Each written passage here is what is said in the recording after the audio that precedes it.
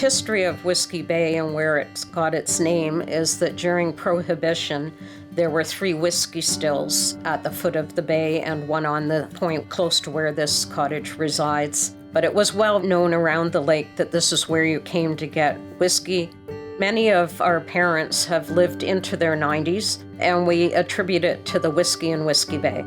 My name is Eileen Rippon Robertson Blair. I'll be 100 on July the 24th. My great aunt was the social hostess of Britannia, and it was through her that my brother and I came to Lake Bay. I am Susan Truscott, and I'm part of the 5th generation of our family on the lake. My great-grandmother came to Bigwin in the late 20s and early 30s and decided that the family should have a summer home up on the lake. In 1966, my parents decided to buy their own cottage. They looked at 2 properties here. The second one was this place called Charlie's Place. It was built in 1945 by Father Charles McKinnon, but he built this as a spiritual retreat. When Father Mac died, the executor, Father Gavard, purchased it. The place became in a state of disarray, and a few years later, this place was sold when my parents purchased it. My sisters and I thought that they'd made a huge error moving from a beautiful place on Norway Point to this place that needed a lot of work at the time. But what my parents loved was the tranquility of the bay. Eventually, in the 80s, they made it their permanent home. They insulated the whole thing and replaced all of the windows. A number of the original artifacts are still here, the bear and wolf that adorn the walls. The collection basket for Mass remains here. I'm Doug Malloy. I'm 80 years old. I came here to this bay first in 1948 when my parents purchased the cottage and land from Pat McElroy Sr.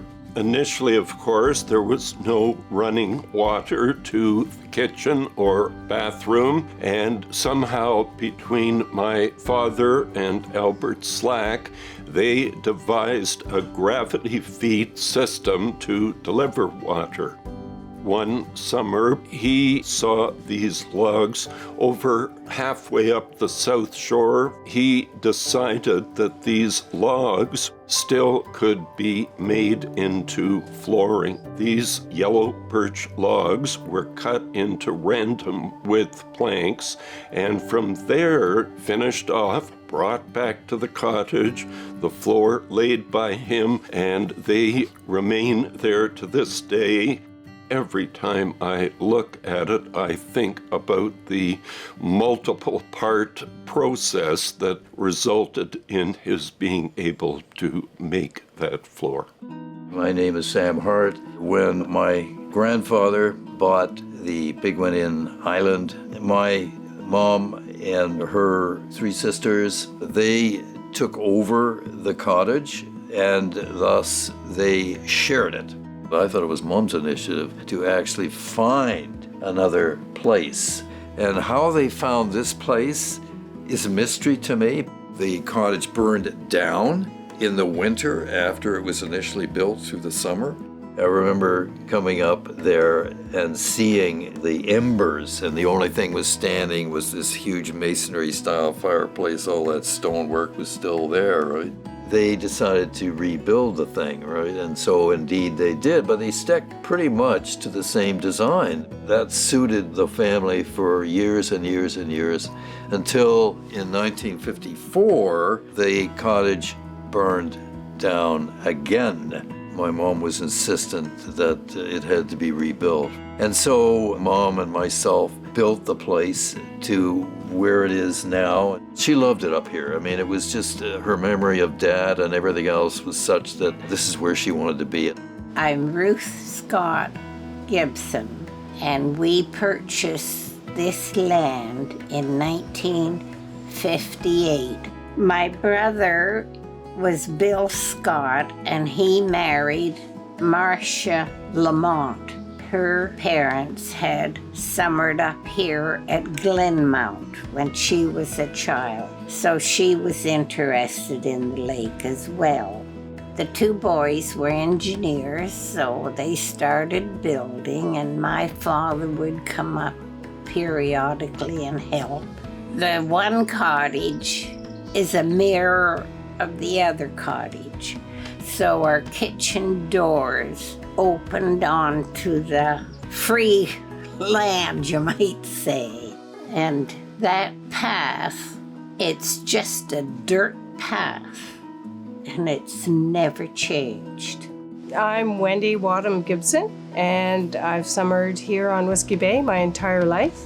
My mother's parents had a cottage on Nithgrove Road, and she had spent all her summers here and had worked at Britannia Inn, where she met Eileen Blair, and they became friends. They bought the lots together and proceeded to build two identical cottages side by side with one driveway, and built their docks together and have identical cottages.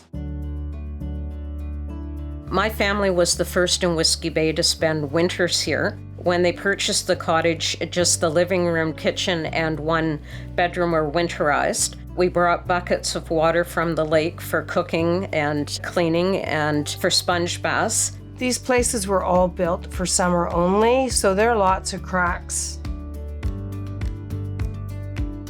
I'm sitting in front of what was the original fireplace that was built by the priests. And when my parents raised the cottage to put a foundation under it, they raised the entire fireplace and managed to build under it. And so we're quite pleased that it's the original fireplace that remains today.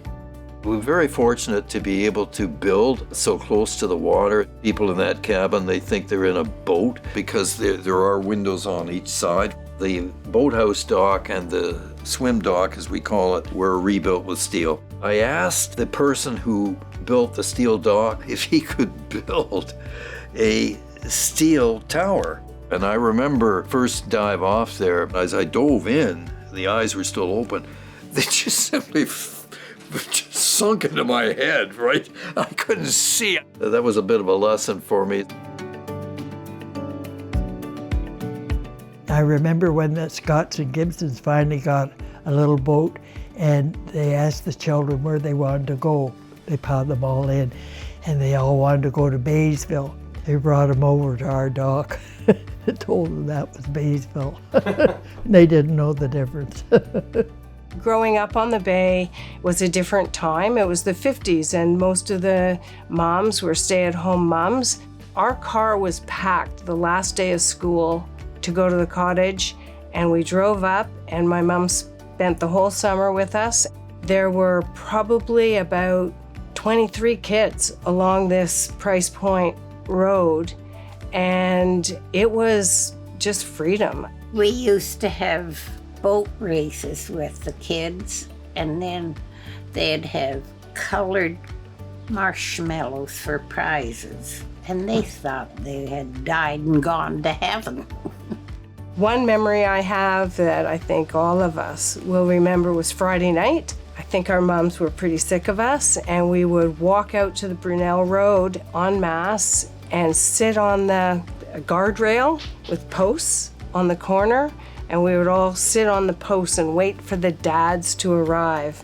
And then whoever's dad was first in, we'd pile in the car and get a ride back into the bay. My earliest memory, we had a small dock. A launch approached. My parents came down to the dock, and Mr. Adamson spoke to my parents and told them that there was a very nice beach on the island, and he pointed, I think, to where it was and said we were welcome to go and use the beach, which they did not take him up on that very often. Our son in recent decades has certainly made up for that. We always had a bridge club, and we went to each other's homes. I guess we first started off with 2 tables, 3 tables, 4 tables, and we would go at 11 o'clock and have a a glass of wine. There are a lot of people on Whiskey Bay who've made great contributions on this lake. We had a quilting club. We made quilts and we decided to sell tickets and have a little draw on them. And I think we donated the money from that to the beginning of the sailing club. My father was a very active and avid sailor. He was one of the founding fathers of the sailing club. It's a remarkable way to meet people around the lake and to forge what turns out to be lifelong friendships. Ross enjoyed the lake naturally, and he sort of kept track of where people were. And I think they got stranded over on the island, and Ross went over and brought them back to where they belonged. I've been married to Joan 57 years. She loves cottage life. We have 2 children, Andrew and Rebecca. Fallon is very artistic, and so from a photograph that our son Andrew took of the bay looking across to Langmaid's Island, she painted a wonderful picture. It was a Christmas gift to us. My whole life, I called Eileen Blair Auntie Eileen and Uncle Ross. And it wasn't until I was embarrassingly old that I found out they weren't my aunt and uncle. To this day, she still calls me aunt. The children here tend to cluster in fairly large groups, and so they form lifelong friendships. I'm married my cottage neighbor. I remember my mother-in-law, Ruth, saying to him when we started dating, "You better be nice, these people are our friends." It's all about the lake, really. Being able to come and swim and take off in a boat, those experiences, hard to find that elsewhere. I think there's 13 original families still in these original, pretty basic cottages. And it's enabled their kids and grandkids and great-grandkids access to paradise. This was where Walter sat. And when he passed away, I took over. Lake of Bays and Whiskey Bay is our past, present, and future. My sisters and I take great delight in the fact that we were exposed to Lake of Bays right from our early days, and it's just been an incredible place to build cherished family memories. Our son accuses me of sitting and looking at the lake for a lot of hours.